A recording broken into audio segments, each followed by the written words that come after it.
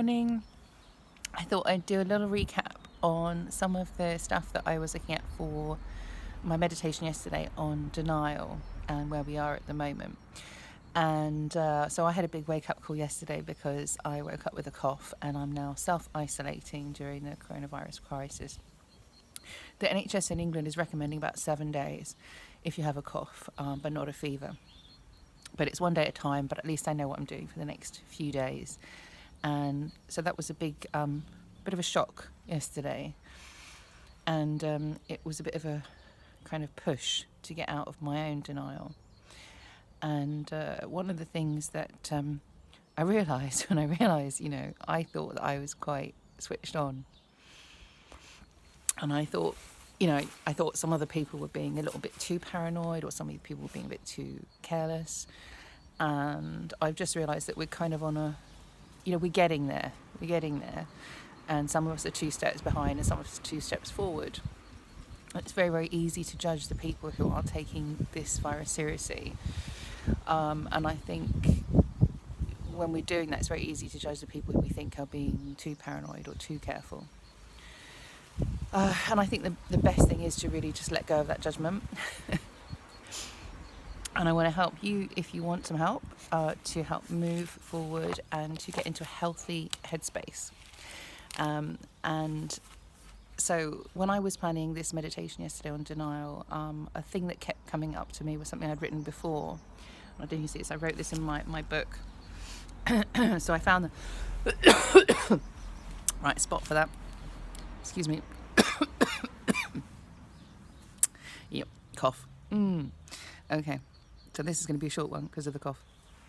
I will still be teaching Zumba Gold this morning at 10:15 because I feel able to do so. I will cancel the class if I don't feel able to do so. But at the moment, a little bit of gentle exercise I think will be good for me, and I'm sure it will be good for other people out there. I know it will be good for other people out there who are able to do it. So it's always safety first, guys. Doesn't matter what we're doing. And I just want to read this. So this is my chapter, and it's called Numbing. And this is the very first sort of bit of useful self-help I feel that I came up with about 5 years ago. And this is the first time I thought, hey, I think I'm writing something new here that somebody hasn't written before. And of course, you find that it's all been written before, but maybe not in a way that we could understand it. So it's really important that we keep writing our stories and we keep writing stuff and sharing stuff, because we may be the right teacher for one other person. And when I'm reading this, it's so great because that person is me. I'm going back and reading it. It's like, oh yeah, this all makes sense now. So numbing. This is my philosophy. Every life is a miracle. Every love is a miracle. We are born in love, but then experience loss, which causes us pain. Pain we can't handle all at once. So we start to numb ourselves. We take the things that were supposed to make our lives better and turn them into addictions, drugs that help us lose ourselves. We can turn anything into heroin. We're built to slowly deal with the pain and go over it, come back to our true selves. And we're doing our best, but we need help. And too often when we ask for help, we ask the wrong people or at the wrong time.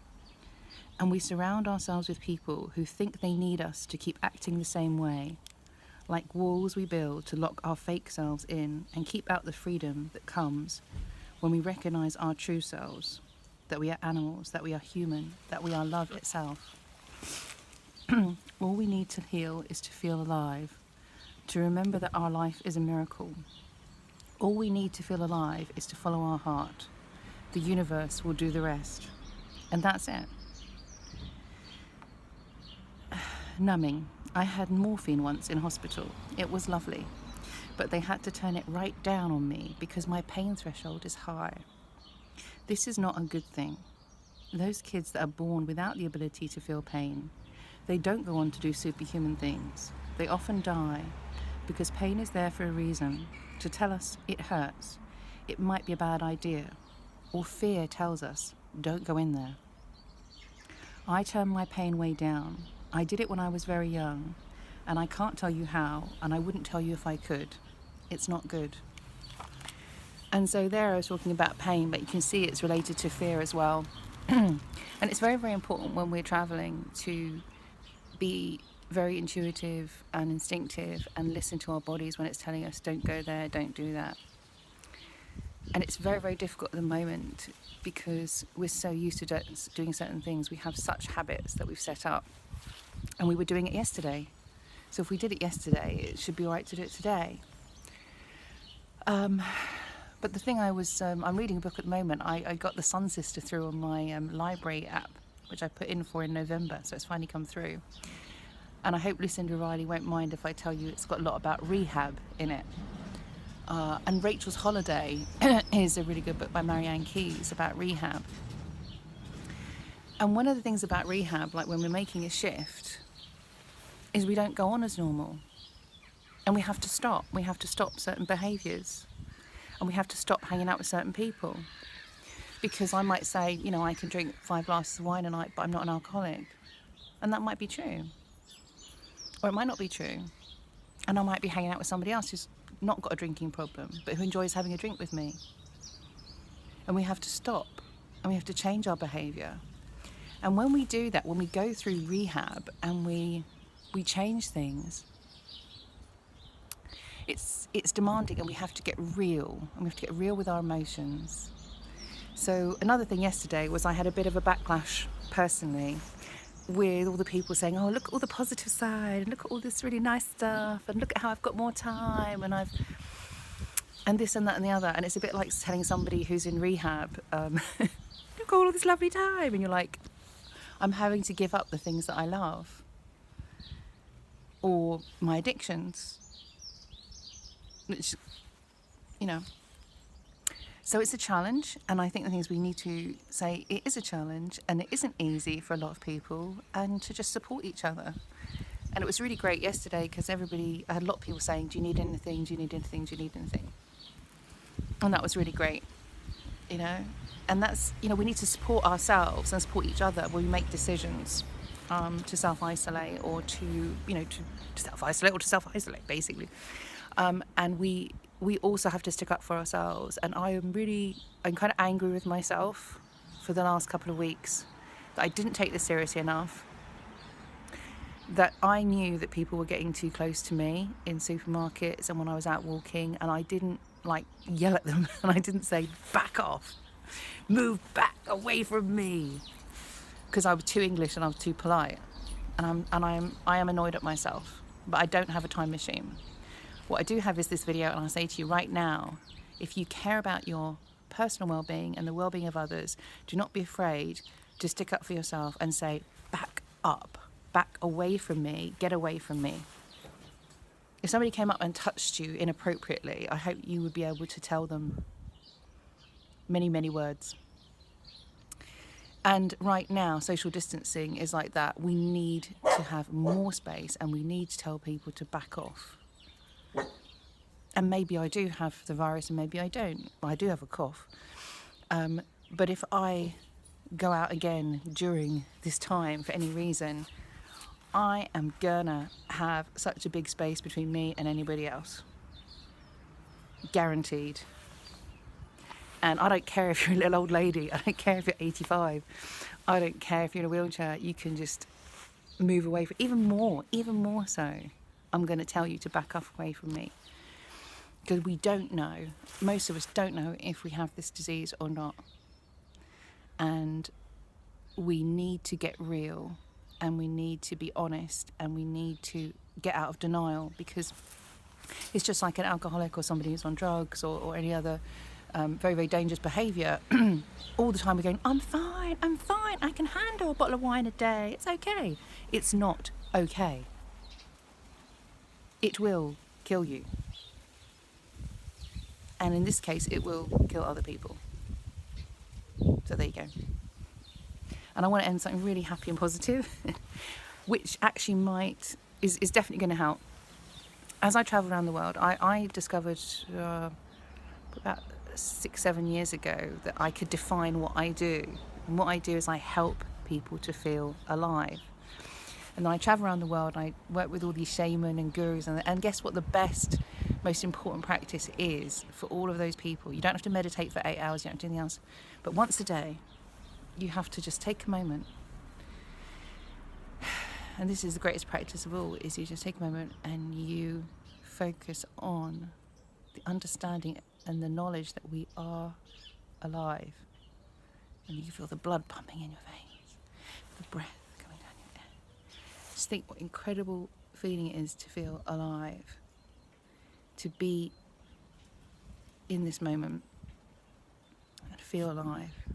And yesterday, one of the great things at the end of the day, when I was, a lot of challenges yesterday, and the biggest thing for me is the real, what's the word, regret that I might have got too close to my family, who were very vulnerable in the last couple of weeks, and that really was something I had to sit with and kind of spend some time with, feeling that emotion and feeling all my emotions.